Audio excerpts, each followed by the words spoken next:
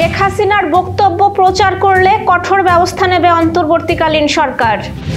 জয় তারেকের বক্তব্যে পার্থক্য নেই মন্তব্য ফয়জুল করিমের। ডাকসু নির্বাচনে আগাম প্রচারণা নিষিদ্ধ, ব্যানার বিলবোর্ড সরানোর নির্দেশ। বাংলাদেশের উন্নয়নের জন্য নির্বাচনী খেলা বন্ধ করতে হবে, যশোরে বললেন নূর। যশোর ৬ সংসদীয় আসন অপরিবর্তিত রাখার দাবিতে মানববন্ধন। দেশের বেশ কিছু অঞ্চলে টানা ১০ দিন ভারী বর্ষণের পূর্বাভাস। অস্ট্রেলিয়াকে ধসিয়ে সিরিজ দক্ষিণ আফ্রিকার, লুঙ্গি এনগিদির দুর্দান্ত বোলিং।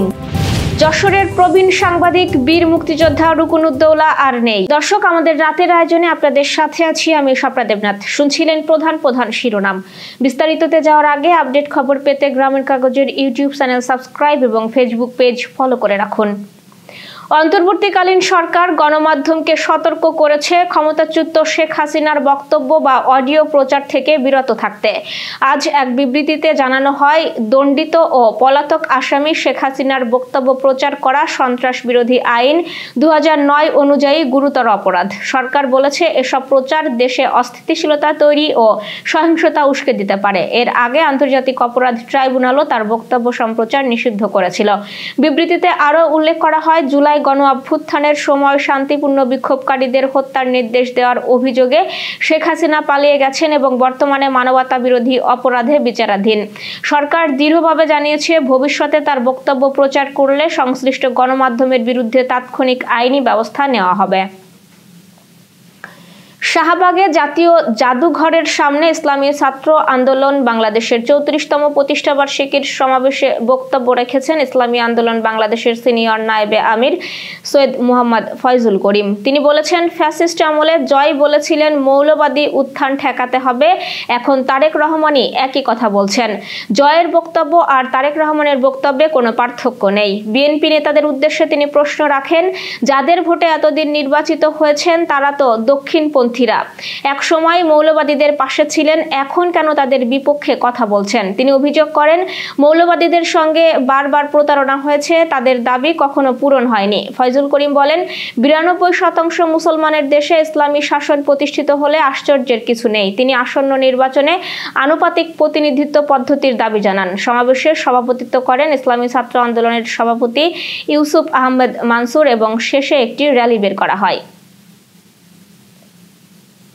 ঢাকা বিশ্ববিদ্যালয় কেন্দ্রীয় ছাত্র সংসদ ডাকসু ও হল সংসদ নির্বাচনকে সামনে রেখে ক্যাম্পাসে টানানো সব ব্যানার ও বিলবোর্ড সরিয়ে ফেলার নির্দেশ দিয়েছে নির্বাচন কমিশন। শুক্রবার প্রধান রিটার্নিং কর্মকর্তা অধ্যাপক মোহাম্মদ জসিম উদ্দিন এক বিজ্ঞপ্তিতে এই নির্দেশনা দেন। বিজ্ঞপ্তিতে জানানো হয়, প্রচারণা শুরুর নির্ধারিত সময়ের আগে কোনো প্রার্থী বা সংগঠন ক্যাম্পাসে প্রচার চালাতে পারবে না। ২১ থেকে ২৫ আগস্ট পর্যন্ত প্রচারণা সম্পূর্ণ নিষিদ্ধ, আর ২৬ আগস্ট থেকে বিধি মেনে প্রচারণা চালানো যাবে। এর ব্যত্যয় ঘটলে শাস্তিমূলক ব্যবস্থা নেওয়া হবে। এদিকে বৃহস্পতিবার প্রকাশিত প্রাথমিক তালিকা অনুযায়ী ডাকসুতে ২৮ পদে ৪৬২ জন এবং হল সংসদে ১১০৮ জন প্রার্থী বৈধ ঘোষণা পেয়েছেন। মনোনয়ন প্রত্যাহারের শেষ তারিখ ২৫ আগস্ট দুপুর ১টা, আর প্রার্থীদের চূড়ান্ত তালিকা প্রকাশ হবে ২৬ আগস্ট বিকেল ৪টায়। এবার যশোর সহ আঞ্চলিক সংবাদ।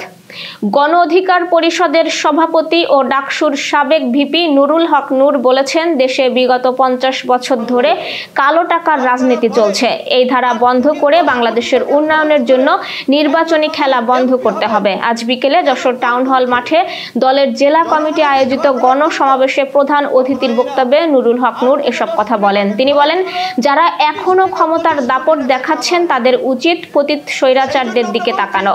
দীর্ঘদিন ধরে লুটপাটকারীরা রাজনীতিকে জমিদারি প্রথা বানিয়ে রেখেছিল, কিন্তু এই দেশে আর লুটপাটের রাজনীতি চলবে না। পুরাতন ব্যবস্থা দিয়ে নতুন রাষ্ট্র গঠন সম্ভব নয় উল্লেখ করে নুরুল হক নূর বলেন, নির্বাচনের আগেই রাষ্ট্রীয় সংস্কার জরুরি। রাষ্ট্র পুনর্গঠন না করে কোনো নির্বাচন হবে না। তিনি বলেন, আওয়ামী লীগ অচল হয়ে গেছে, তাদের এদেশে ফিরে আসার সুযোগ নেই। গণ অধিকার পরিষদের জেলা সভাপতি বিএম আশিকুর রহমানের সভাপতিত্বে সমাবেশ হয়। যশোর 6 কেশবপুর সংসদীয় আসনের সীমানা অপরিবর্তিত রাখার দাবিতে মানববন্ধন হয়েছে। আজ বিকেলে কেশবপুর প্রেস ক্লাবের উদ্যোগে এই মানববন্ধন ও সমাবেশ হয়। আমাদের প্রতিনিধি কামরুজ্জামান রাজু জানিয়েছেন, মানববন্ধনে বক্তব্য দেন কেশবপুর প্রেস ক্লাবের সভাপতি আশরাফুজ্জামান খান, সাধারণ সম্পাদক আব্দুল্লাহ আল ফুয়াদ, সাবেক সাধারণ সম্পাদক জয়দেব চক্রবর্তী, গ্রন্থাগার সম্পাদক মতিয়ার রহমান সহ অন্যরা। বক্তারা যশোর 6 আসনকে নিয়ে যে ষড়যন্ত্র করা হচ্ছে তার তীব্র নিন্দা ও প্রতিবাদ জানান। একই সাথে যশোর 6 সংসদীয় আসন অপরিবর্তিত রাখার দাবি জানান। যশোরের মনিরামপুর উপজেলার 9 নম্বর ঝাপা ইউনিয়ন স্বেচ্ছাসেবক দলের উদ্যোগে কর্মী সমাবেশ অনুষ্ঠিত হয়েছে। আমাদের প্রতিনিধি অমরেশ বিশ্বাস জানিয়েছেন, আজ বিকেলে রাজগঞ্জ মুক্ত মঞ্চে আয়োজিত এই সমাবেশে সংগঠনকে আরো শক্তিশালী ও সুসংগঠিত করার প্রত্যয় ব্যক্ত করেন বক্তারা। উপজেলা স্বেচ্ছাসেবক দলের আহ্বায়ক বিল্লাল গাজীর সভাপতিত্বে এবং সদস্য সচিব মাস্টার হুমায়ুন কবিরের সঞ্চালনায় প্রধান অতিথি ছিলেন জেলা স্বেচ্ছাসেবক দলের যুগ্ম আহ্বায়ক হাসান আহমেদ। বিশেষ অতিথি ছিলেন সাজ্জাদুল ইসলাম সোহেল ও শরীফ আল আমিন শুভ। সমাবেশে স্থানীয় বিএনপি ও সহযোগী সংগঠনের নেতৃবৃন্দ উপস্থিত ছিলেন। শেষে আহ্বায়ক ও সদস্য সচিব পদে ফর্ম বিতরণ করা হয়। এ সময় আহ্বায়ক পদে 40 এবং সদস্য সচিব পদে 64 জন ফর্ম সংগ্রহ করেন। সর্বমোট 104টি ফর্ম বিক্রি হয়।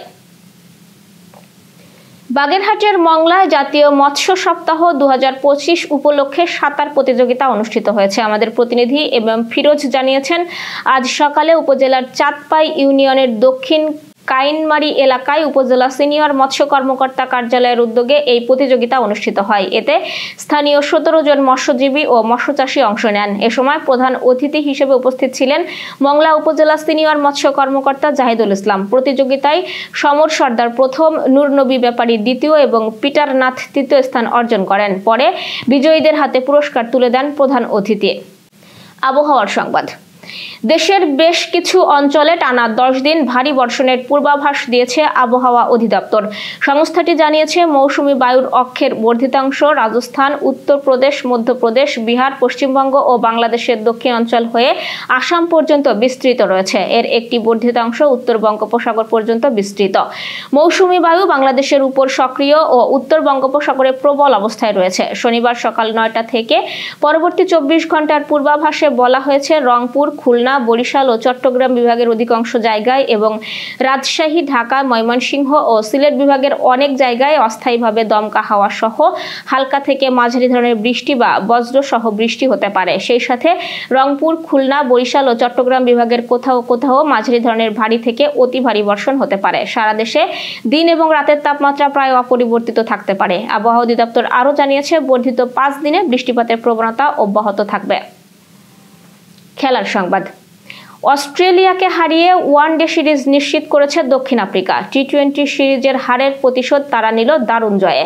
ম্যাকের গ্রেট ব্যারিয়ার রিফ অ্যারেনায় প্রথমে ব্যাট করে 49 ওভার 1 বলে 277 রান তোলে সফরকারীরা। উইকেট রক্ষক ব্যাটার ম্যাথু ব্রিটজেকে 78 বলে 88 আর ট্রিটন স্টাফস করেন 74 রান। অস্ট্রেলিয়ার সামনে লক্ষ্য দাঁড়ায় 278, কিন্তু লুঙ্গি এনগিদির দুর্দান্ত বোলিংয়ে মাত্র 193 রানে গুটিয়ে যায় তারা। এনগিদি নেন 42 রানে 5 উইকেট। শুরুতেই অজিদের টপ অর্ডার ভেঙে যায় 38 রানে। লড়াই করেছেন শুধু জশ ইংলিশ, খেলেছেন 74 বলে 87 রানের ইনিংস। Renaissance hospital and diagnostic centre. রেনেসাতেই মিলছে কম খরচে উন্নত সেবা। তাই নিশ্চিন্তে আমাদের সেবা নিন, সুস্থ থাকুন। Renaissance hospital and diagnostic centre, সদর হাসপাতাল মোড়, দরাটানা, যশোর। দর্শক, শেষ করব একটি শোক সংবাদ দিয়ে। যশোরের প্রবীণ সাংবাদিক, দৈনিক সংবাদের বিশেষ প্রতিনিধি বীর মুক্তিযোদ্ধা রুকুনুদ্দৌলা আর নেই। ইন্না লিল্লাহি ওয়া ইন্না ইলাইহি রাজিউন। আজ সন্ধ্যা 7:30টার দিকে যশোর জেনারেল হাসপাতালে আনা হলে বিশেষজ্ঞ চিকিৎসক তাকে মৃত ঘোষণা করেন। এর আগে গুরুতর অসুস্থ হয়ে ঢাকার ইব্রাহিম কার্ডিয়াক হাসপাতালে গত 27 জুলাই তিনি ভর্তি হন। হাসপাতালটিতে তিনি দেশ বরেণ্য চিকিৎসক অধ্যাপক M.A. রশিদের তত্ত্বাবধানে নিবিড় পর্যবেক্ষণে ছিলেন। হার্টে 3টি রিং স্থাপন শেষে তিনি গতকাল বৃহস্পতিবার যশোরে ফেরেন। তার মৃত্যুতে যশোরের সংবাদপত্র অঙ্গনে শোকের ছায়া বিরাজ করছে। তার মরদেহ পশ্চিম বারান্দিপাড়াস্থ বাড়িতে রয়েছে। আগামীকাল বেলা 12টায় শ্রদ্ধা নিবেদনের জন্য প্রেস ক্লাব যশোরে মরদেহ নেওয়া হবে। পরে জোহরবাদ ঈদগাহ মাঠে গার্ড অব অনার ও জানাজা শেষে শেষে কারবালা কবরস্থানে দাফন সম্পন্ন হবে বলে জানিয়েছে পরিবার। এই ছিল আজকের রাতের আয়োজন। এরপর সকালের খবর দেখার আমন্ত্রণ জানাচ্ছি। সেই সাথে করোনা প্রতিরোধে স্বাস্থ্যবিধি মেনে চলুন, সতর্ক হন ডেঙ্গু প্রতিরোধেও। শুভরাত্রি।